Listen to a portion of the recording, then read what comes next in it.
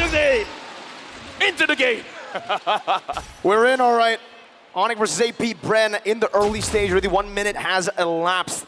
And what does it look like so far? Maybe we can take it slow with the emblems first here, Wolf. Yeah. We haven't seen them actually right now. Yep. We're going to be looking at towards that later on. I'm actually surprised that Braves Might is Kyle Tzi's choice, because I think in the Philippines we're kind of a region that likes the quantum charge actually on that particular hero. And Tzi going in for Impure Rage. Now, one thing that we do know about the Brody is it's a great laner. Like 1v1 almost wins almost all of the matchups. And right now looking at Kyrie already setting up for the Turtle. Keyboy absorbing quite a lot of damage coming in from Few as well as Ogwen. Not going to be having priority going into the Turtle fight. Kyrie's holding it, resets it. Suns and Boots rotating over. Both teams looking to go and contest for the first Turtle of the game. Tzi already regaining that prio in the bottom side of the map.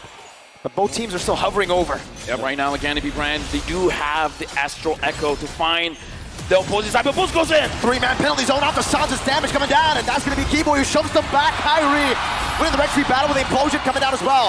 Now it's going to be View. Very low first blood picked up by Suns, but a good appraiser's wrath turns it around. Now Boots all alone. It's a 2-for-1 trade. Make it 2-for-2 for the Turtle, but if Boots gets taken down here, Onic will lose out in the first fight of the game. Tzi. Congratulations, Onic got the Turtle, but they had to pay with 3 members. It's not even worth it, Wolf. Not at all. At the first Turtle fight, you don't want to get that Turtle in exchange for 3 heroes. At the APBR. But a wonderful placement coming out from Tzi, just keeping his stabs onto Kyrie. Kyrie was way slow because of the control coming out from Flap. He still was able to get the Turtle, which is amazing, but the succeeding fight, because they were poked down so much, they didn't have any staying power anymore. This is why I was wondering, is it good for Onic to fight around the Turtle? Because the poke coming in from APBR as well as the heavy damage that they can put out. Kyle Tzi wants Keyboy. The CC, right? It's phenomenal. Kyrie jumping in, Suns is there as well with the help of CW. That's a 3-man circling eagle knockup. CW forced to use the defensive battle mirror image back to his own turret, torn apart memory. Also used up there. A good shot off the CW under his tier 1. Ogwen's looking for a dive angle. Jumps in with the guiding wind. Super Marco looking for the stun. Battle mirror image out. Super Marco gets 1 hit on the turret gold and backs away. Great for CW for sure, as he's able to stand his ground. But overall, this is really good for APBR, because now they are overtaking the jungle. Kyle Tzi and Ogwen, the coverage that they have because of the guiding wind and the sustain that they have with Few from long distance. Woo! Even an appraiser's wrath, just to keep Keyboy at bay. They know how big the playmaking is. Boom. Dude, the impact is so huge. The entire map lights up. And speaking of the entire map, it looks like what APBR is trying to do is try to cover 51% of the map. They're making sure Onic stays honest. Onic stays in their path. I love the crowd, man. I really do. They're cheering for the screen going back to normal. Onic. Some good damage on Ogwen. Astral Echo connecting onto all 4. Tzi holding onto the Turtle. That's a good Astral Spear onto the back. Boots gonna be zoned away for now. Tzi jumping in, getting a taunt, knocking Boots up. Tzi doing the same thing. Now with the Infernum and the circling eagle. Boots with a flicker backwards. That might just be a kill. DPZ to fall back. Phew! Gets a snipe from downtown. That is Keyboy who's forced back, and now the entire Onic have to pull back. Massive pokes coming out from APBR, and the positioning. Ogwen was so instrumental in that, as well as Tzi. This surprise pick with this Matilda and this Tams to make it difficult for Onic to get some territories, get some ground, and Few being on point with the spear. The way that I see it, APBR wants to tell the Sky Kings, stay down, stay grounded. We're not gonna allow you to fly. But looking at the pacing here, I gotta ask you, Wolf, is this enough? Because Onic, it looks like they're fine moving in this pace. Oh, definitely. This is what they need to be doing. And the thing is, they're not really like stumbling, or they're not giving anything for Onic Esports again to kind of move on. And I think this is the way that they're handling the left side of the map with the Brody, the top lane, gives them so much ground to work with and so much control at the early stages of the game. And with a 3,000 gold lead, they're really dictating the pace. They're already rotating up top. They know where the battle mirror image is going to be placed down. GW, no turret there, but he backs up to the battle image. And now Onic are looking for a counter-attack. But it is going to be fumbled instantly. APBR spot them, and they know exactly what they were planning. Right now, I gotta ask Wolf, what is Onic able to lose out? In terms of trading, they're losing turrets. How many turrets can they afford to lose? Well, they do have good late game.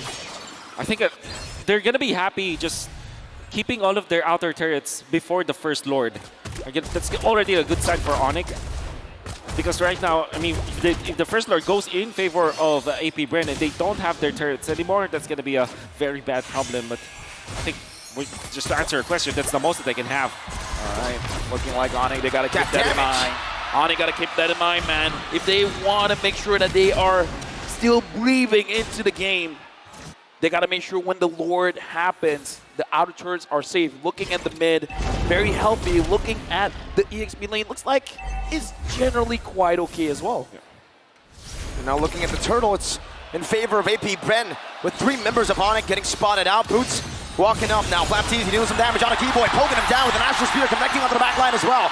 Circling Eagle, knocking Kyrie up, zoning them away from the turtle. And Boots is forced to run away. Flapteasy just wreaking havoc as Kalteezy picks up the turtle. Once again, 3 turtles to APBR. No contest from Onic. We gotta talk about Flapteasy here. He's really pushing everyone from Onic away. How's he doing this? No, this is the strength of the Thames with the Impure Rage and the threat of the Vengeance. Then there's always that Ogwyn factor where no matter what happens, he's gonna be safe. That's why the 2 of them just go together and there's nothing that Onic can do. The early game tempo from the side of APBR was dictated by this Thames as well as this Matilda. Well, good news for Onic fans because EW is still deathless. Sans is able to protect himself with the ult coming in from Matilda. So far, a pretty slow-paced game, but looks like Onic, again, this is the kind of pacing that they are forced to go into. But Kyrie, now, again, the question to Wolf, can Kyrie farm up enough that he can cause trouble for APBR? It's not just about himself. I mean, the answer is yes, but Kyrie still secures it. Kyrie still secures it. The answer is yes, but he really needs to find his teammates. I think, you know, when you look at the Dairoth, you would think that this is a singular hero or an individual kind of hero, but it's not. It's a combo-based hero. You need someone else with physical damage to combo with you so that you're able to just make full advantage of the passive as well as the kit that Dairoth has. So I guess for Kyrie, yeah, surely you can farm up, but you need to utilize your teammates as well. Exactly, right? It's not a solo hero here, especially I feel like the way that Kyrie's building towards, it's more of that utility build. Anti-Curse first item, only a Fury Hammer to help him deal some damage and a little bit of penetration. So this pick is really reliant on everyone else dealing damage. He's a utility jungler. Help me understand this, Wolf. Why is Keyboy positioning the way that he is positioning now? Oh, it makes me wonder. He doesn't have any teammates. I think he just wants to make sure that the purple buff will be at least watched. And there's really nothing that they can do right now aside from farming. He's spending his time here so that he's going to be able to land a wonderful implosion once they see the other members. Looks like they're setting up on the board here. Sans flickering out. Astral Echo thrown out as well by Sans in panic. And I feel like for Keyboy, is he trying to learn from his idol? The BBB, the big brain below, and now it's the BBK, big brain Keyboy, perhaps. Here's the thing, APBR, no one sees this. No one knows where Keyboy is, but even if he gets a 5-man implosion, will the damage be enough, Wolf? Maybe they have the Dairoth, so they can. The damage will be there. Oof. But APBR's damage as well is quite massive. Look at the poke coming in. Boots is already down to half. Even the Lizard did not spot out Keyboy. Yeah. Another Astral Spear. Boots taken low. Penalty zone. That's a DPZ, but not a defensive penalty zone. That's a desperate penalty zone from Onic. A 4.8k gold lead, building up to 5k, and it has halted any shot of Onic to look for an angle to fight. It looks like Keyboy abort the plan. This is not going how we want it to go. Keyboy returns, and now Onic, they got to pre-plan what else are they going to do. Astral Echo finds 2. Fish and mailed. Onic forced back into their tier 1, and Super Marco, Mr. Rekitiano, picks up that tier 1 in the mid lane. The Turret Eater.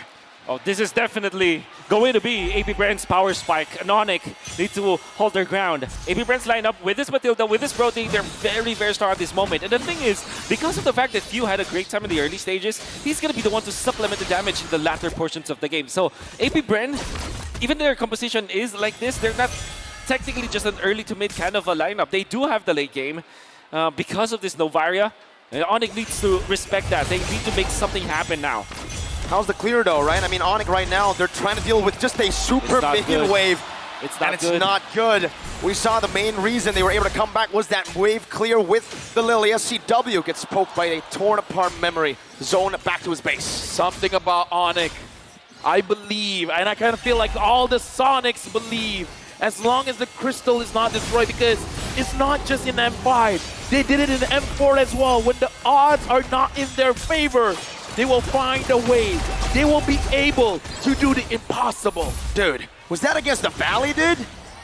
Maybe. Talk about memory. Oh, Kyrie forced back Battle Mirror Image defensively as well. Onic have fended off the First Lord, but I would say it's quite value. APBRand got half of the HP for the turret in the bottom lane. That's right. The Twilight Armor picked up by Kyrie, this is definitely a reaction to what APBRand is giving them. Going up against the Novaria. Now, if I'm looking at the heroes, the composition of Onic, there's really no dive that can get to Few. So I think that this is another problem that they have to go through. Even then, the front-to-back composition of APBRand is also a thing of beauty because you have Flapteasy all very, very farmed now with the Impure Rage as well as the Vengeance, and then you have Kalteasy to man the front lines as well. They have the Guiding Wind to start. The front-to-back of APBRand is just perfect. Ogwen is a roamer, let me remind you. Yeah. And he's doing that much damage to CW. I really am curious to see how far behind CW is compared to Super Marco, right? Because Marco's been eating turrets, but it seems like in terms of levels, even damage earlier, CW has got quite enough. So let me just ask, because you were talking about how Onic, based on their lineup, it's not going to be easy to catch Few. So if Few is not the target, who should be the target? Is it the front line? Is it Super Marco? I think Onic will have to settle for the front lines, yes. Because that is the idea of the Dyrot anyways. Of course you can dive, but... Good shot again, Astral Echo. Now revealing a few members. Kyrie going to be engaged on right now with the Circling Eagle, the taunting of Fraser's Wrath. You get some strike coming down, but it's not in time right now. It's actually an implosion out of penalty zone, but it's still not enough. Super Marco is free hitting. That's a flicker and a torn apart memory. We're touched by Sans. A good shot over. Sans dogging away. APBRand looking for the end angle now. 7-1, 10,000 gold lead building. 2 members down for the Sky Kings. Onic lost 2, and now everyone from APBRand, they're marching forward. They're looking at the base. Flapteasy goes in. The Hive in the building erupt. In the way of putting cleared out, but the turret, the base, has been taken away. APBRand snatch a victory from under Onic's feet. This is the beginning of APBRand telling Onic, no more. What happened yesterday was a fluke. If you give us a